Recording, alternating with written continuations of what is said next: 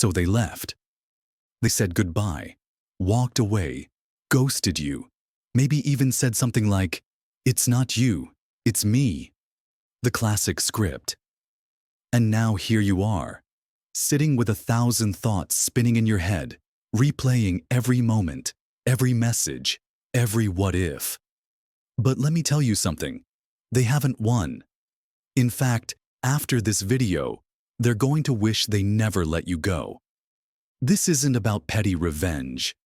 No, this is about leveling up. It's about becoming the kind of person they stalk on social media at 2 a.m. The kind of person they compare everyone else to, and nobody else measures up. You don't get that kind of regret from a sad playlist and crying into your pillow. You get that by flipping the script, mentally, emotionally, and yeah, a little strategically. Psychology approved, zero drama required. Let's start with this. Regret doesn't happen because you beg, chase, or explain. In fact, that usually does the opposite. You want them to miss you? You need to disappear from their radar like a Netflix series that suddenly got canceled in the best season. You need to go quiet. But not because you're defeated, because you're becoming unavailable. Emotionally, mentally, digitally. No cryptic posts, no stalking their stories, no accidental likes from your burner account. Silence. Complete, confident silence. Here's the thing. Most people don't feel the weight of your presence until they feel the absence of your energy. If you keep showing up, even subtly, they don't get the chance to miss you. It's like trying to crave pizza while you're already eating pizza. But when that pizza disappears, suddenly you're thinking about it non-stop. You're craving the sauce, the spice, Anyway, you get the point. Now let's talk psychology. Ever heard of the Zeigarnik Effect? It's the brain's tendency to remember incomplete stories more than completed ones.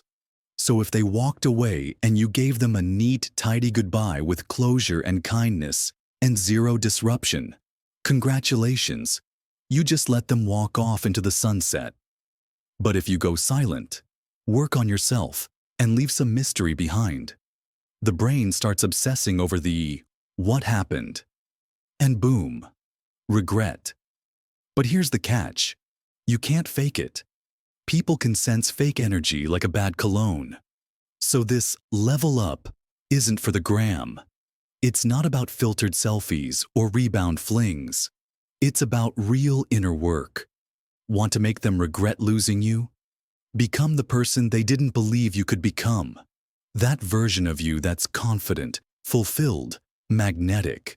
Not for anyone else, but for you. So what does that actually look like in real life? Let's get into it. First, routines. Find one. Stick to it.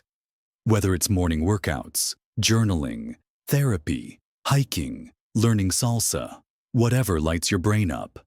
Nothing makes a person more magnetic than momentum. You become this unstoppable force that doesn't orbit around anyone's validation. You've got your own gravity now. Second, stop explaining yourself to anyone. You don't owe an Instagram update on how you're healing or a story quote about growth. Let people wonder. Mystery is underrated. While they're scrolling, thinking, "Did I mess up?" Your silence is saying everything you need to say. Third, rewire your social energy. Put it into friendships that feel like champagne, not vinegar.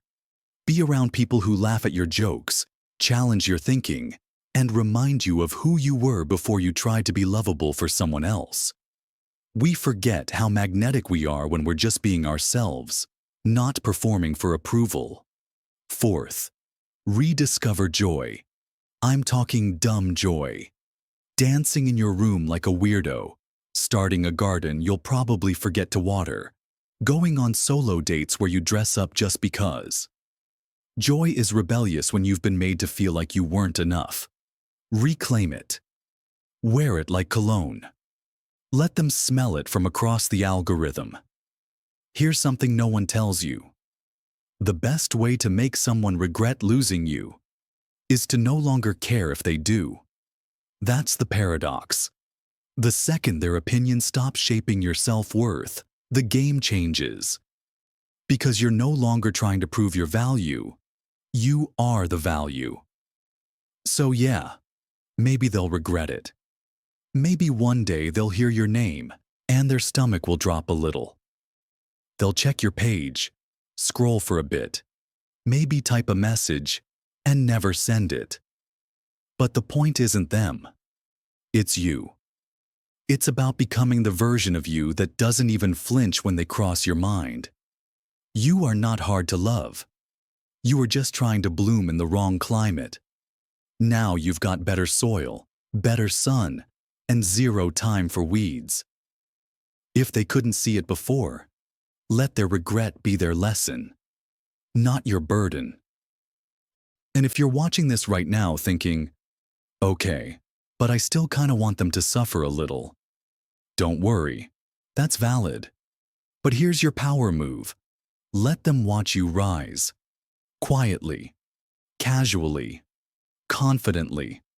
That's the kind of regret that sticks. If this hits you right in the soul, good. That means you're ready to shift. So now I want to hear from you. Drop a comment below and tell me, what's one thing you're going to start doing for yourself this week? Something small, something powerful, something yours. Hit that subscribe button if you're tired of the same old surface-level advice. Around here, we go deep, we get real, and we always come out stronger. Share this with someone who needs a little reminder of their power. Because trust me, someone in your life needs this. I'm glad you're here, and I can't wait to see who you become next.